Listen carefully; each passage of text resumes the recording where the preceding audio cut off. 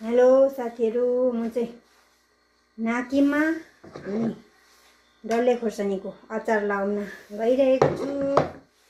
त्यसको निम्ति चाहिँ मैले नाकिमा चाहिँ एक भल्को उसिनेर चाहिँ 2 घाम सुकाएको छु।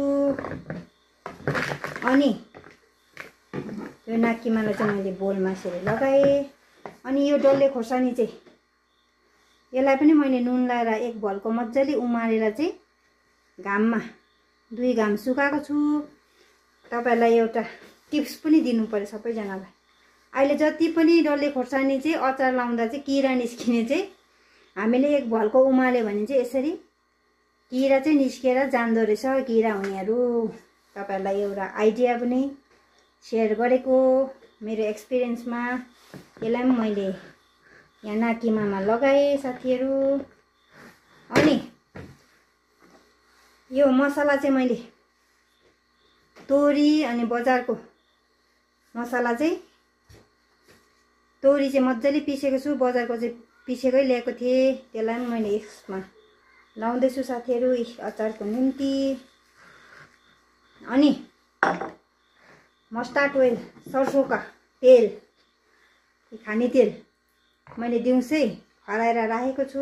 यो चाहिँ म तेल चाहिँ बेसी लाउँदिन, मलाई त्यस्तो बेसी मन पर्दैन। त्यसैले यो तेललाई पनि मैले लगाइदिए साथीहरु।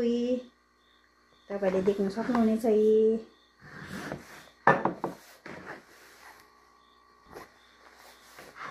यसलाई चाहिँ मैले नाकिमा मसला डल्ले खोर्सानी यसलाई चाहिँ मैले मज्जाले मिक्स गरिसके साथीहरु।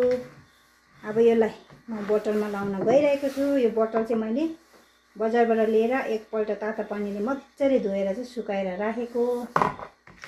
यसलाई चाहिँ म बोतलमा लाउन गइरहेको छु। तपाईहरु कसलाई मन पर्छ डल्ले खोर्सानी र नाकिमा? म चाहिँ खाली अर्ग्यानिक प्रोडक्टको मात्रै युज गर्छु है साथीहरु। हेर्नुस् है, मसलामा मैले अर्ग्यानिक प्रोडक्टै लगाएको छु। मेथी, जीरा अनि घरकै तोरी चाहिँ पिसेर लगाएको छु साथीहरु। हेर्नुस्, यसको मिक्सअप बजारको मसला भन्दामा बजारको त्यो मसला पिसेको चाहिँ होइन साथीहरु। हेर्नुस् है,